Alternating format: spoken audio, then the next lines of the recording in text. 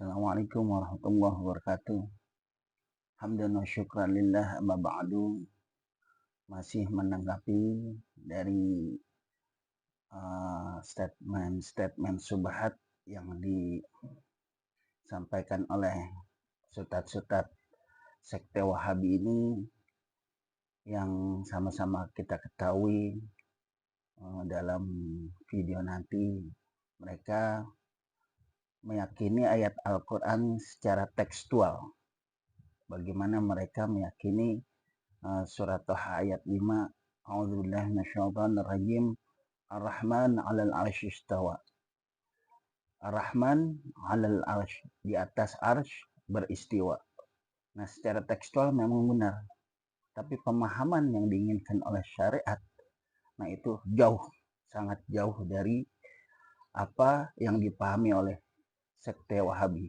Berikut cuplikannya. Istiwa itu jangan diterjemahkan bersemayam. Menerjemahkan istiwa dengan bersemayam salah satu kekeliruan yang sangat fatal dalam pembahasan akidah. Karena bersemayam kalau kita buka kamus besar bahasa Indonesia, dia maknanya adalah duduk. Istiwa diartikan duduk. Ini juga dari mana dia? Dia sendiri mengartikan duduk di sini ya. Dan itu tidak ada ahli sunnah yang menafsirkan duduk istiwa. Jadi kalau diartikan istiwa dengan bersemayam, itu artinya dia buat makna baru untuk istiwa. Jelas ya, dan itu keliru dalam penerjemahan. Allah mengatakan dalam Al-Quran, Ar-Rahmanu 'alas istawa. Allah bersemayam di atas arsy. Menerjemahkan istiwa dengan bersemayam salah satu kekeliruan yang sangat fatal dalam pembahasan akidah. Karena bersemayam kalau kita buka kamus besar bahasa Indonesia, dia maknanya adalah duduk. Ijma' seluruh ulama sepakat bahwasanya Allah bersemayam di atas arsy. Dan istiwa itu jangan diterjemahkan bersemayam. Jadi Allah subhanahu wa ta'ala bersemayam di atas arsy. Allah subhanahu wa ta'ala melihat. Allah subhanahu wa ta'ala mendengar. Semua itu nama-nama dan sifat Allah wajib kita imani sebagaimana apa adanya. Menerjemahkan istiwa dengan bersemayam salah satu kekeliruan yang sangat fatal dalam pembahasan akidah. Karena bersemayam kalau kita buka kamus besar bahasa Indonesia, dia maknanya adalah duduk. Hadirin sekalian, pertama Allah mengatakan Ar-Rahmanu 'alal 'arsy istawa. Allah itu bersemayam di atas arsy.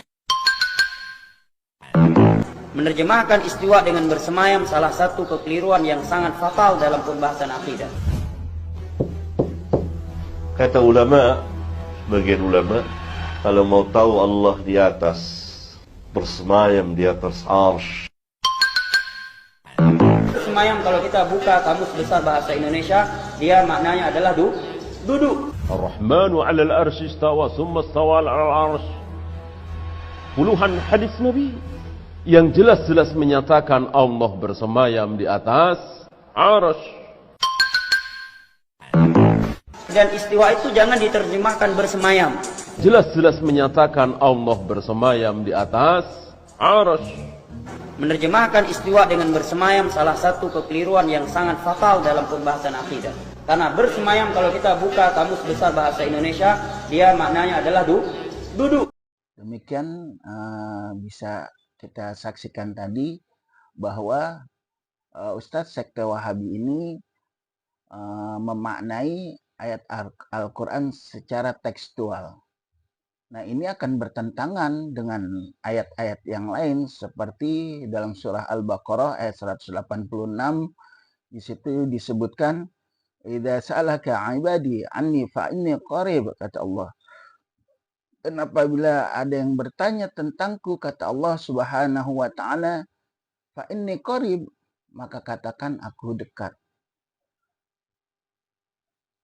Ayat yang lain menunjukkan ataupun menyebutkan dalam surah Al-An'am itu disebutkan, wa huwallahu fis samawati wa fil ard, dan dialah Allah di langit dan di bumi.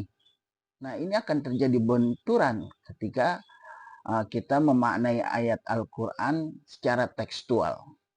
Nah, otomatis ketika kaum Wahabi ini meyakini kalau Allah itu di arsy, nah berarti akan berbenturan dengan ayat-ayat yang lain. Artinya mereka menafikan bahwa Allah Subhanahu wa taala itu berada di langit, di bumi, dan dekat.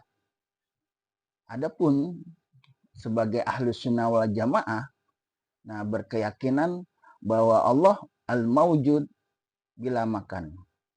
Allah itu wujud, maujud bila makan. Allah itu wujud tanpa tempat. Kenapa? Karena kalau tempat itu merupakan kepunyaan makhluk. Kalau Allah bertempat berarti Allah butuh dengan tempat. Nah itu na'udzubillah merupakan sifat yang mustahil bagi Allah Subhanahu wa ta'ala. Karena apa? Karena laisa kamitslihi syai'un. Allah tidak serupa dengan makhluknya. Nah, kita mentanzihkan Allah Subhanahu wa ta'ala dengan hal-hal tersebut. Karena tadi Allah Subhanahu wa ta'ala tidak mungkin butuh dengan makhluknya. Nah, itulah kekeliruan ketika kita memaknai ayat Al-Quran secara tekstual, maka akan berbenturan dengan ayat-ayat yang lain yang tentunya mereka memahami ataupun meyakini bahwa ayat tersebut hanya ayat tersebut yang menunjukkan keberadaan Allah Subhanahu wa ta'ala. Kalau dilihat secara tekstual, maka terbantah dengan ayat ataupun surah Al-Baqarah ayat 186 dan surat Al-An'am ayat 3. Di situ aja sudah berbantah-bantahan, sudah terbantah kalau Allah itu ada di arsy.